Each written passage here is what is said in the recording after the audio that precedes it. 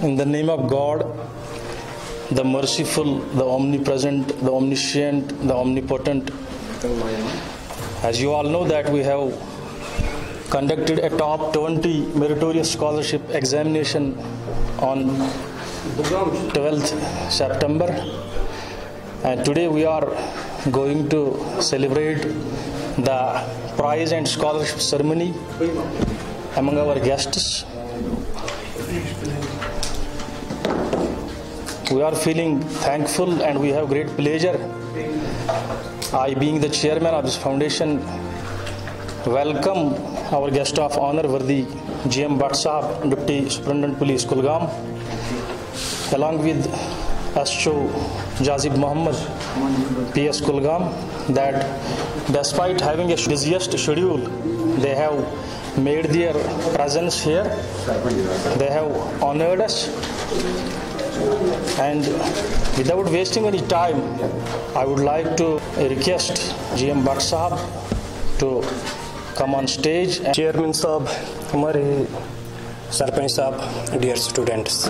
Before joining this police department, I was a lecturer. और आज मुझे वही फीलिंग है कि शायद मुझे लेक्चर डिलीवर करना है. Though I have no idea कि मुझे यहाँ पे स्पीच डिलीवर करनी है, but since I have been invited, तो definitely कुछ बताना चाहूँगा. I'm thankful to helping hands कि उन्होंने मुझे इनवाइट किया, आपसे इंटरेक्शन हो जाएगी. I'm thankful to them, thankful to Chairman साहब. अल्लामा इकबाल रहमतुल्लाह अलैह, he was a poet जिसको शायरी मशरक भी कहते हैं. उसका एक शेर है, वो आप सब ने सुना होगा और उसको बार बार सुनना, पढ़ना और अपने दिल में उतार के रखना. वो शेर है, खुदी को कर बुलंद इतना कि हर तकदीर से पहले खुदा बंदे से पूछे बता तेरी रजा क्या है. खुदी को कर बुलंद इतना. I want to start with this. Do you know what is खुदी? Yes. खुदी जब डिफाइन हुआ, किसी ने कहा ईगो है. You know, ego and super ego. It is a theory. खुदी एक सेल्फ कॉन्शियसनेस है. One self. आप है क्या? वो खुदी है. और अल्लामा इकबाल कहते हैं खुदी को कर बुलंद इतना. अपने आप को इतना बुलंद कर लो कि हर तकदीर से पहले. तकदीर पता क्या होता है? हम मैट्रिक में होते, हम पास हो जाते, हम कहते कि मेरी तकदीर अच्छी थी तो मैं फर्स्ट आया. एक और स्टूडेंट होता है आपकी क्लास का ही, वो कहता है मेरी तकदीर अच्छी नहीं थी, मैं फेल हो गया. एक और स्टूडेंट होता है मेरी तकदीर अच्छी नहीं थी, इस बार तो मैं बीमार हो गया, मैं कर नहीं पाया ठीक से. किसी का बाप मर जाता है, किसी की माँ मर जाती है, और सब कंक्लूजन पे आते हैं कि हमारी तकदीर अच्छी नहीं थी. तो यही है कि हर तकदीर से पहले, हर इम्तिहान से पहले आपको खुद को प्रिपेयर करना है. हर इम्तिहान से पहले आपको इस तरह प्रिपेयर करना है कि खुदा बंदे से खुद पूछे बता तेरी रजा क्या है. अब खुदा जो है वो ऊपर बैठा है, नीचे उसकी मखलूक है, उसमें ये जो हमारा सिस्टम है, निज़ाम है, इसको चलाने के लिए लोग बैठे हैं और वही लोग हमें टेस्ट करते हैं. जैसे मैंने कमीशन के सामने फेस किया कमीशन, उन्होंने मुझे टेस्ट किया. हर तकदीर से पहले खुदा बंदे से खुद पूछे बता तेरी रजा क्या है. जब मैं आपको टेस्ट करूं, कुछ पूछूं, आपकी प्रिपरेशन की लेवल आपने खुद को इस तरह से आपने इस तरह से खुद को तैयार किया होना चाहिए कि मैं हैरान रह जाऊं कि आपको फर्स्ट पोजीशन दूं, आपको सेकंड पोजीशन दूं, आपको टॉपर बनाऊं, क्या बनाऊं. पढ़ते तो सभी है, लेकिन अल्लामा इकबाल जो हमें कहता है कि खुदी को कर बुलंद इतना. जब आपको पढ़ना है तो इस तरह से पढ़ो, इस तरह से तैयारी करो कि मुझे पढ़ना है. ये सोच के क्लास में कभी नहीं आना, कॉलेज या यूनिवर्सिटी कभी नहीं जाना कि मुझे डिग्री चाहिए. वो तो पता नहीं हजारों लाखों स्टूडेंट्स के पास है अब, और हर एक स्टूडेंट फिर वो सक्सेसफुल नहीं हो पाता अपनी लाइफ में. उसका वजह यही होता है. अगर यही एक शार लेकर हम अपनी जिंदगी को संवारने बैठेंगे ना, जो आप चाहोगे, क्योंकि अल्लामा इकबाल खुद कहते इतना बड़ा उसका थॉट था. वो कहता है कि खुदा बंदे से खुद पूछे बता तेरी रजा क्या है. जब भी हम आपको टेस्ट करें, हम देखेंगे आपका मेटल क्या है, कौन सा कैलिबर है आपका। तो हमें मतलब ये डिसाइड करने में मुश्किल होनी चाहिए कि मतलब आपको रखे तो रखे कि आपको टॉपर रखें, आपको कौन सा पोजीशन दे। आप आईएएस के लिए अप्लाई कर रहे हो, आईएएस के लिए कम्पीट कर रहे हो, आपको आईएएस दे, आपको आईपीएस दे, आपको इंडियन फॉरेन सर्विस दे, मतलब ये डिसाइड आप करनी चाहिए और होता भी यही है। हमारा मेरिट ही हमारी पोजीशन फिर डिसाइड करता है। जैसे जो टॉपर्स आते हैं, अगर उनकी फर्स्ट चॉइस होती है केस, वो सिविल में जाते हैं। अगर टॉपर है और उसकी फर्स्ट चॉइस है आईपीएस, वो आईपीएस में ही जाता है। तो डिसाइड कौन करता है? You decide. यही है अल्लामा इकबाल की खुदी।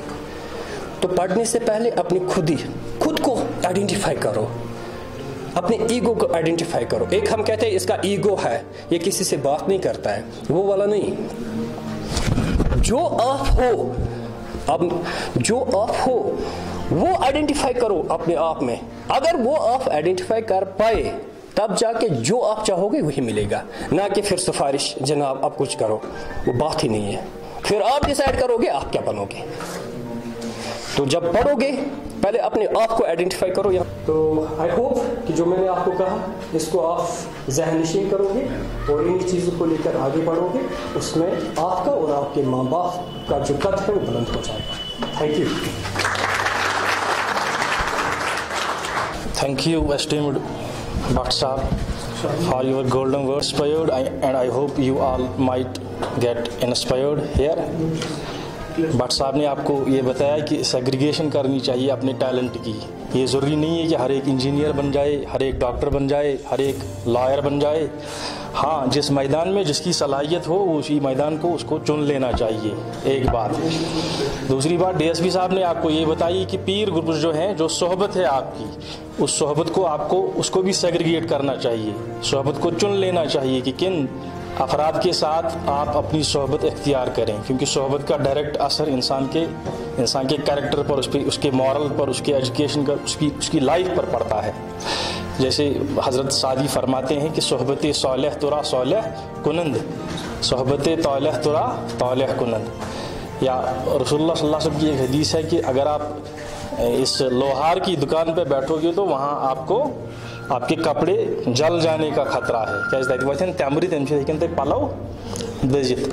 हाँ, इसके बरक्स अगर आप अतार की दुकान पे, जो अतर बेचने वाला हो, जो परफ्यूम्स बेचता हो, उसकी दुकान पे अगर आप बैठेंगे तो वहाँ पे आपको खुशबू महसूस होगी, आप मुअत्तर हो जाएंगे। यही सोहबत का असर है। अगर गलत सोहबत में इंसान पे असर पे तमिस ज़रूरी क्या वुनकन चार दांगी आलम in our society, drug addiction, drug abuse, injection, भंग, बाकी चीज़, rape, murder and all these social evils, इनका हम देखते हैं कि बहुत ज़्यादा रुझान बढ़ रहा है। एंड आवर वर्दी police officers, they are doing their task, they are making them this actionable before the court of law. ये उनको लाते हैं, they are supporting this, they are maintaining the public order and tranquility, public peace and morality. तो वर्दी DSP साहब हमारे पास आए, हमको नवाजा, आपको नवाजा। तो without wasting time now I request this managing director of this foundation to come here and start this prize ceremony along with worthy chief guest Deputy Superintendent Police Kulgam. Assalamu alaikum. In the name of Allah, the being who is the source of all blessings and whose blessings and mercy are continually pouring upon his creation. Today we all gathered here to celebrate award ceremony of top 20 meritorious scholarship examination that was recently conducted by Helping Hand Charitable Foundation, and the purpose was this examination was to identify the extraordinary and brilliant students and to encourage them with the help of cash rewards and other incentives and to further improve and hone their talents. I am very pleased and thankful to our chief guests, Mr. G.M. Bhatt Sahab and SHO Kulgam, Jazib Muhammad. They honored us with their presence. I extremely welcomed them and they are serving their duties in our area. ये salute के काबिल हैं। इन्होंने अपना कीमती समय निकाल के यहाँ पे तशरीफ़ लाए और मैं इनका तहे दिल से शुक्रगुजार हूँ, because they deserve a lot of respect and now I will announce. सबसे पहले मैं फर्स्ट पोजीशन अनाउंस करूंगा, तो इसके लिए मैं बुलाना चाहूँगा मुनीज़ा याकूब को, और मैं दावा दे रहा हूँ फिर से SHO साहब और DSP साहब को, वो इनको इनाम से नवाजें। Sir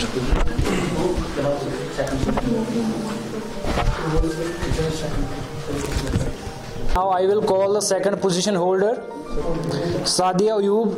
She is orphan girl and she got 82% marks, and one more sister, namely Tazuna Mushtaq. They both got second position in this examination. Those, namely Tahira Jan and Alia Hussain.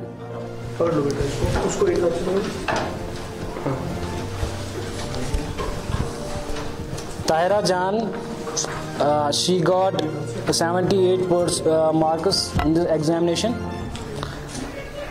इन्होंने इनका नाम है आलिया हुसैन, इन्होंने भी third position हासिल किया इस examination में। ओके सुनो तो ये Monday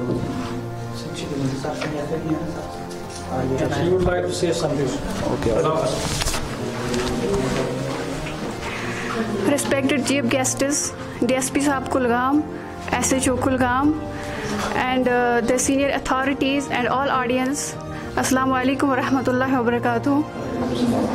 I'm very much thankful to my Almighty, by whose grace I'm standing here in front of you as a recipient of this award for Top 20 Meritorious Scholarship Exam.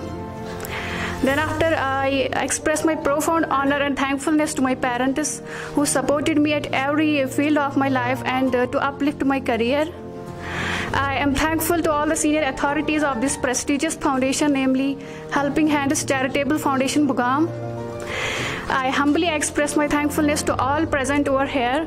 Once again, thanks a lot, thanks a billion for this award. I will cherish it forever, inshallah. Thank you. Thank you so much for your review. Now I will call the fourth position holders, Ejaz Amal Lone and Suwaida Shiraz. He got fourth position in this examination. Suwaida Shiraz, she also got fourth position in this examination.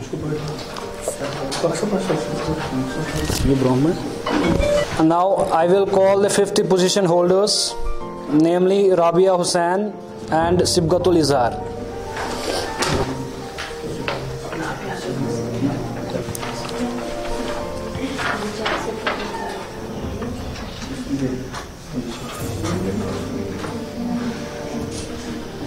Now I will call the sixth position holder, Rumaisa Iqbal from Kulgam. Now seventh position holders, Jannat Javed, she is from Achabal Anantnag, and Alif Manzoor Sheikh from Chimmer Noorabad, Bintul Huda from Bugam, Malik Arbina from Yaripura, and Uzma Yasin from Bugam. They all got seventh position in the meritorious scholarship examination. He is orphan from Chimmer Noorabad.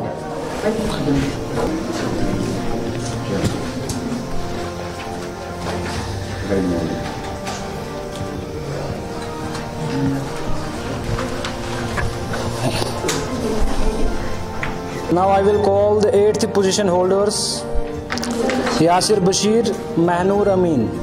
They both got 8th position in this examination.